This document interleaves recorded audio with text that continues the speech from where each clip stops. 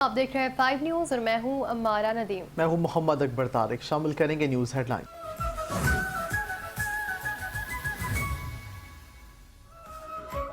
जुम्मा क्या रंग दिखाएगा? ईरान के साथ मुज़ाकरात का दूसरा दौर जुम्मे को हो सकता है। अच्छी खबर मुतवक्के है। अमरीकी सदर ट्रंप ने अमरीकी अखबार से गुफ्तगू करते हुए कहा कि ईरान के साथ 36 से 72 घंटों में मुज़ाकरात का इम्कान है। ईरान से मुज़ाकरात में पेश मुमकिन है। ट्रंप ने अमरीकी फौज को हिदायत दी है कि नाकाबंदी जारी रखी जाए और हर मुमकिन सूरत हाल से निपटने के लिए तैयार रहें।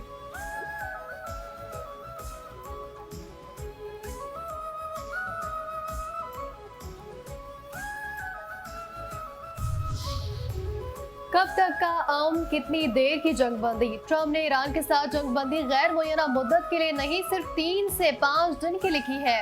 अमरीकी मीडिया का जंगबंदी से मुतालिक बड़ा दावा। अमरीकी मीडिया का कहना है सदर ट्रंप का ईरान को तजवीज पेश करने के लिए महदूद वक्त देने का मंसूबा है।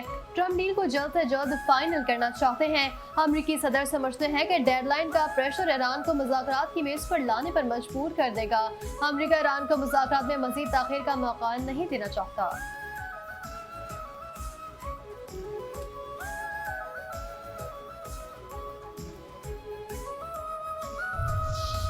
अहम मुलाकात खास मौजू। वज़ीर आज़म शहबाज शरीफ से ईरानी सफ़ीर रज़ा मीर मुक़द्दम की मुलाकात। खित्ते की मौजूदा सूरत हाल और अमन कोशिशों पर तफसीली तबादला ख्याल। वज़ीर आज़म और ईरानी सफ़ीर ने इलाक़ाई इस्तेहकाम के लिए मिलकर काम करने पर इत्तफ़ाक़ किया।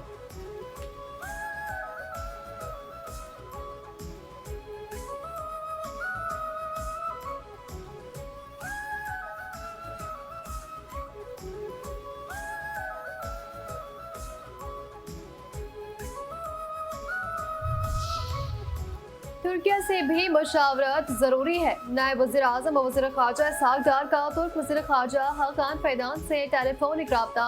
खित्ते की सूरत हाल पर तबादला ख्याल। दोनों रहनुमाओं ने तनाज़ात के पुरअमन हल के लिए मुकालमे और सिफारतकारी की अहमियत का इयादा किया। अहम इलाकाई और बैनुल अक़वामी उमूर पर करीबी राब्ते में रहने पर भी इत्तफ़ाक़ किया गया। भारत होशियार रहे और खाते जमा रखे। पाकिस्तान अपनी खुद मुख्तारी, वक़ार और सलामती पर किसी किस्म का समझौता नहीं करेगा। अगर भारत ने किसी भी किस्म की मुहिमजोई की तो इसका फैसला कुन जवाब दिया जाएगा। वफाकी वज़ीर इत्तलात व नशरियात अता तारड़ का प्रेस कॉन्फ्रेंस। कहा कि पहलगाम वाक़या एक झूठा खुद साख्ता ऑपरेशन था जिसके हक में भारत कोई काबिल एतबार शवाहिद पेश नहीं कर सका। भारत की खोखली मक्कारी खुलकर सामने आ चुकी है। भारत दहशतगर्दी को बतौर रियासती पॉलिसी इस्तेमाल करता है। भारत आलमी सतह पर दहशतगर्दी जैसे वाक़यात में मुलव्विस रहा है। पाकिस्तान के पास दहशतगर्दी के वाक़यात में भारत के मुलव्विस होने के नाकाबिल तरदीद शवाहिद हैं।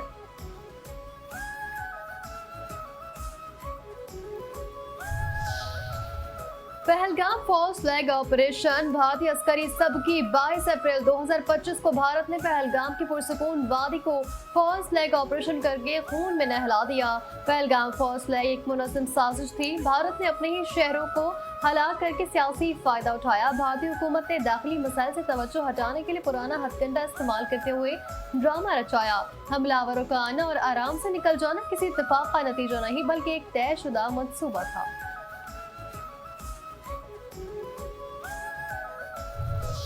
पहलगाम फॉल्स फ्लैग को 1 साल मुकम्मल। भारतीय सिक्योरिटी फोर्सेस की नाकामी बेनकाब। मुजरिमाना सिक्योरिटी गफलत पर भारतीय मीडिया भी मोदी सरकार की नाअहली पर कड़े सवाल उठाने लगा। भारतीय जरीदा दी ट्रिब्यून ने मोदी सरकार की जानिब से पहलगाम वाक़े के जिम्मेदारों की पुष्पनाखी की कलई खोल दी। 1 साल गुजरने के बावजूद पहलगाम वाक़े के जिम्मेदार सिक्योरिटी एहलकारों के खिलाफ कोई कार्रवाई न हो सकी।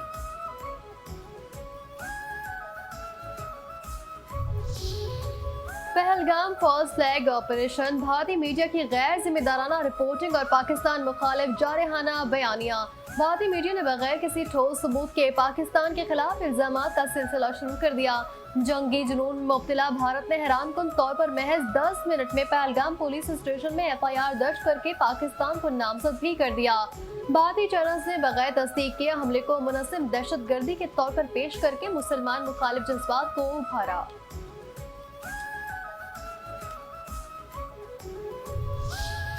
किसने कहा मोदी दहशतगर्द? कांग्रेस रहनुमा अर्जुन खक्कड़ ने मोदी को दहशतगर्द करार दे दिया।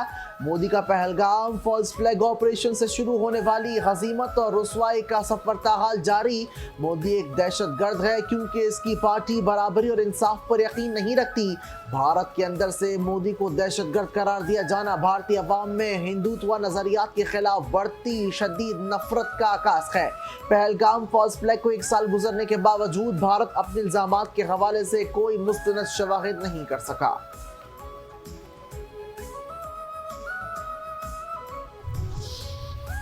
डार की सिफारती मीटिंग, नायब वज़ीर-ए-आज़म और वज़ीर ख़ारजा इसहाक डार से बरतानवी हाई कमिश्नर जैन मैरिट की मुलाकात। खित्ते की बदलती हुई सूरत हाल पर तफसीली तबादला ख्याल।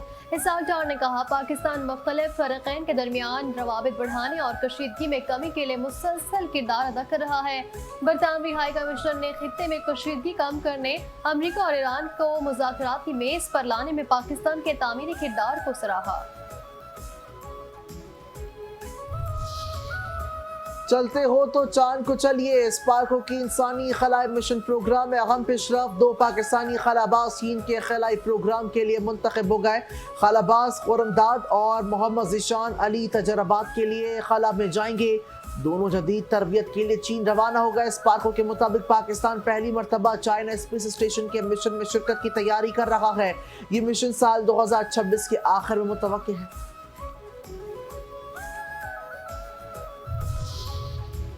आइए पोलियो से जंग लड़े। वज़ीर-ए-आज़म शहबाज शरीफ की ज़ेर सदारत पोलियो के खात्मे से मुतालिक अहम जायजा इजलास। वज़ीर-ए-आज़म ने कहा, मुल्क पोलियो के मोहलिक मर्ज के मुकम्मल खात्मे के लिए पुरअज़्म है। वज़ीर-ए-आज़म ने पोलियो के खिलाफ जंग में इज़दादे पोलियो टीम की अनथक कोशिशों को सराहा। जमीन को सरसब्ज बनाना मौसमियाती तब्दीली के खिलाफ सबसे बड़ा हथियार है। वजीर आला पंजाब मरीम नवाज शरीफ ने कहा कि हर शख्स को प्लास्टिक के इस्तेमाल को तर्क करने के साथ साथ शजरकारी को भी अपनाना चाहिए। ज़मीन को बचाने और फितरत के साथ हम आहंगी पैदा करने वाले तमाम अफराद को तंजीमी खराज तहसीन पेश करते हैं, जबकि ज़मीन सिर्फ हमारी नहीं बल्कि आने वाली नस्लों की अमानत है। इसलिए कुदरती वसाइल और दरख्तों के तहफ़्फ़ुज़ के लिए सबको मिलकर काम करना होगा।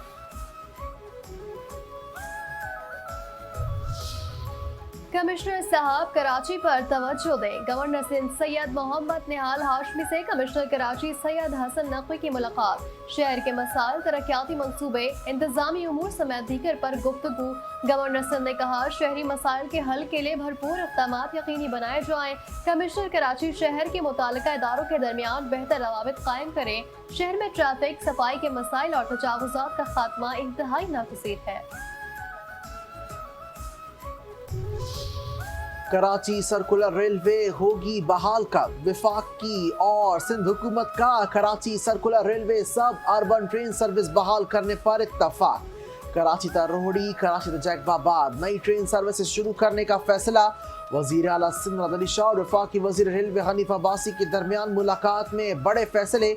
मुलाकात में कराची में रेलवे मंसूबे पर गौर किया गया। इजलास में सूबाई वज़रा शर्जिलीना मेमन और नासिर हुसैन शाह और दीगर हुकाम भी मौजूद थे। कराची में शारा फैसल मेट्रोपोल के करीब फायरिंग से जाबहक डॉक्टर सारिंग के कत्ल की तफ्तीश में अहम पेशरफ। पुलिस ने कत्ल में इस्तेमाल होने वाली गाड़ी बरामद कर ली। तफ्तीशी हुकाम के मुताबिक हमलावरों ने वारदात के लिए मलीज से किराए पर गाड़ी ली थी। वारदात में मुलविस 2 मुल्जिमान की निशानदही हुई है। मुल्जिमान की गिरफ्तारी के लिए छापे मारे जा रहे हैं।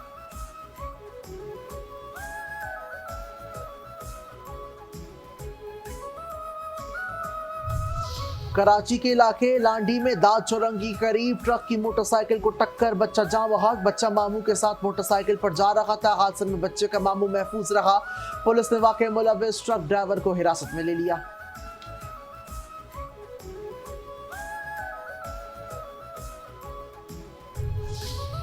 रवा साल सिंध में कोंगो वायरस का पहला केस रिपोर्ट हो गया। अस्पताल इंतजामिया के मुताबिक मुतासरा शख्स को गुज़िश्ता रात जिना अस्पताल में दाखिल किया गया। कोंगो वायरस से मुतासरा शख्स का ताल्लुक टंडो आदम से है।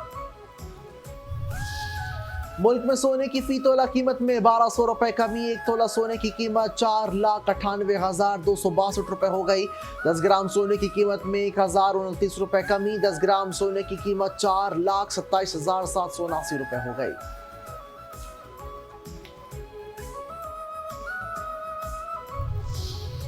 पाकिस्तान सुपर लीग में पेशावर ज़ल्मी की 8वीं फतह। 32वें मैच में पेशावर ज़ल्मी ने कराची किंग्स को 7 विकेटों से हरा दिया। कराची किंग्स ने पहले बैटिंग करते हुए मुकर्ररा 20 ओवर्स में 9 विकेटों पर 182 रन बनाए। पेशावर ज़ल्मी के नौजवान फास्ट बॉलर अली रजा ने इनिंग्स की आखिरी 3 गेंदों पर हैट्रिक मुकम्मल कर ली। मजमूई तौर पर मैच में 4 विकेटें हासिल की। जवाब में पेशावर ज़ल्मी ने 183 रन का हदफ 3 विकेटों के नुकसान पर हासिल किया। खुशहाल मेंडेस 80 ओवर, फरहान यूसुफ 58 रन बनाकर नाकाबिले शिकस्त रहे।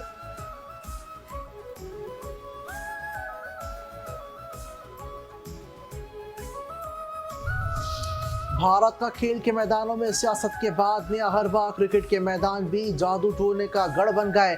इंडियन प्रीमियर लीग में सट्टेबाजों के साथ साथ जादूगर भी सरगर्म हो गए। चैनल 5 न्यूज की स्पेशल ट्रांसमिशन पावर प्ले में डायरेक्टर स्पोर्ट्स और मेजबान नसीम राजपूत के सवाल का जवाब देते हुए फाउंडर BSL मोहम्मद शोएब ने एतराफ़ करते हुए हक़ाइक़ से पर्दा उठा दिया।